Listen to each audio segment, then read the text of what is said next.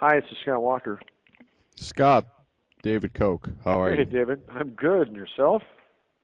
I'm very well. A little disheartened by the situation there, but what's the latest? We're actually hanging pretty tough. I mean, amazingly, there's a much smaller group of protesters, almost all of whom are in from other states today. The state assembly is taking the bill up, getting it all the way to the last point it can be at where it's unamendable. But they're waiting to pass it till the Senate's in. But the Assembly Democrats have about 100 amendments they're going through. The state Senate still has the 14 members missing, but what they're doing today is bringing up all sorts of other non-fiscal items, many of which are things that members in the Democratic side care about. And each day we're going to ratchet it up a little bit. The Senate Majority Leader had a great plan he told them about this morning. He told the Senate Democrats about, and he's going to announce it later today, and that is the Senate Organization Committee is going to meet and pass a rule that says if you don't show up for 2 consecutive days on a session day in the state Senate, the Senate Chief Clerk, it's a little procedural thing here, but can actually have your payroll stopped from being automatically deducted into Beautiful. your checking account, and instead you still get a check, but the check has to be personally picked up, and he's instructing them, which we just loved, to lock them in their desk on the floor of the state Senate. Now, you're not talking to any of these Democrat bastards, are you? There's one guy that's actually voted with me on a bunch of things I called on Saturday for about 45 minutes, mainly to tell him that while I appreciated his friendship and he worked with us on other things, tell him why I wasn't going to budge.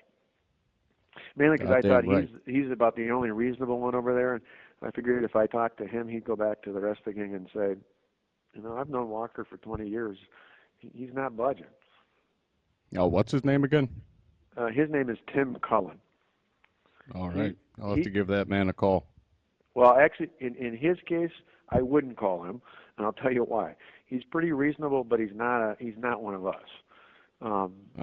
So I would let him be. I think he is in a position where he can maybe motivate that caucus, but he's not an ally. He's just a guy. He was in the Senate years ago. He was actually the Senate Democrat leader back in the 80s, and Tommy Thompson hired him to be the head of Health and Human Services. He went into the private sector, made real money, and became a little more open-minded. And last fall, he got elected to the Senate seat he was in 25 years ago. And he's kind of one of these guys who he really doesn't care. He's not there for political reasons. He's just trying to get something done. So he's good to reach out to for me, but he's not a conservative. He's just a pragmatist. Now, who can we get to budge on this collective bargaining? Well, I think in the end, a couple of the things are: one, I think the paycheck will have an impact. Secondly, one of the things we're looking at next, we'll probably announce in the next day or two. We've been working with our Republican leaders in the legislature. Is we're still waiting on an opinion to see if the unions have been paying to put these guys up out of state. We think there's at a minimum an ethics code violation, if not an outright felony. Well, they're probably putting hobos in suits. Yeah. That's what we do sometimes. Well, paying for the senators to be put up. I know they're paying for these guys to be in. No, people can pay protesters to come in. I mean, that's not an ethics code. But, I mean, literally, if the unions are paying the 14 senators, if they're paying for their food, their lodging, anything like that, we believe at a minimum it's an ethics code violation, and it may very well be a felony misconduct in office because, see, technically, it's not just a political contribution. It is, if they're being paid to keep them from doing their job, we think that's there's legally an obstruction, not of justice, but an obstruction of their ability to do their job. And we still got the Attorney General's office is looking into it for us. So we're trying about 4 or 5 different angles. I think each day we crank up a little bit more pressure. But the other thing is I've got layoff notices ready. We put out the at-risk notices. We'll announce Thursday They'll go out early next week, and we'll probably get 5,000 to 6,000 state workers will get at-risk notices for layoffs. We might ratchet that up a little bit too. Beautiful, beautiful. Got to crush that union. Well, it's one of those where in the end, and I've had not only Colin, I talked to myself, I had 3 or 4 of my other business leader friends who know him over the years, and just kind of pass the message on to these guys. If they think I'm caving, they've been asleep for the last 8 years, because I've taken on every major battle in Milwaukee County, and won even in a county where I'm overwhelmingly overpowered politically, and it's because we don't budge. If you're doing the right thing, you stay firm. And in this case, we say we'll wait it out. If they want to start sacrificing thousands of public workers who'll be laid off, sooner or later there's going to be pressure on these senators to come back. We're not compromising. We're not going to. The other thing we may do, because the senator I mentioned thinks that these guys, you got a few of the radical ones who, unfortunately, one of them is a minority leader, but most of the rest of them are just looking for a way to get out of this. They're scared out of their mind. They don't know what it means. There's a bunch of recalls up against them. They'd really like to just get up back here and get it over with. And so the paycheck thing, some of the other things threatens them. I think collectively there's enough going on, as long as they don't think I'm going to cave, which again we have no interest in. An interesting idea that was brought up to me this morning by my chief of staff, if we won't do it till tomorrow, is putting out an appeal to the Democrat leader that I would be willing to sit down and talk to him, the Assembly Democrat leader, plus the other 2 Republican leaders.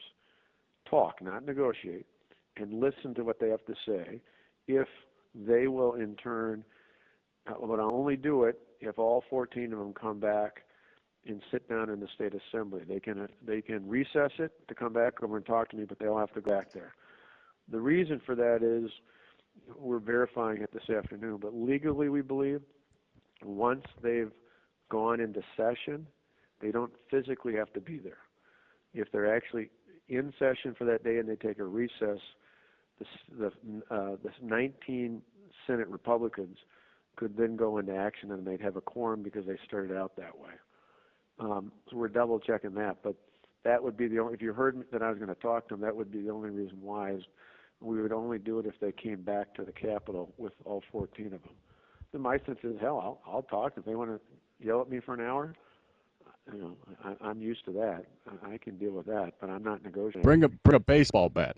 That's what I do. I have one in my office. You'll be happy with that. I got a slugger with my name on it. Beautiful. But in the end, this is, and I've even pointed out last night, because I'm trying to keep out as many of the private unions as possible. So this is about the budget. This is about public sector unions. Hell, even FDR got it. There's no place for the kind of, you essentially are having taxpayers' money be used to lobby for spending more of taxpayers' money. It's absolutely ridiculous. Beautiful. So this is ground zero. There's no doubt about it. But I think for us, I just keep telling I tell the Speaker and the Senate Majority Leader every night, give me a list of people I need to call at home, shore them up. The New York Times, of all things, I don't normally tell people to read the New York Times, but the front page of the New York Times has got a great story. One of these unbelievable moments of true journalism, what is supposed to be objective journalism. They got out of the Capitol and went down one county south from the Capitol to Janesville, the Rock County. That's where the General Motors plant once was. Right. They moved out 2 years ago. The lead on this story is about a guy who was laid off 2 years ago. He's been laid off twice by GM, who points out that everybody else in his town has had to sacrifice except for all these public employees. It's about damn time they do, and he supports me. And they had a bartender. They had, every stereotypical blue-collar worker type they interviewed, and the only ones that weren't with us were people who were either a public employee or married to a public employee. It's an unbelievable story. So I went through and called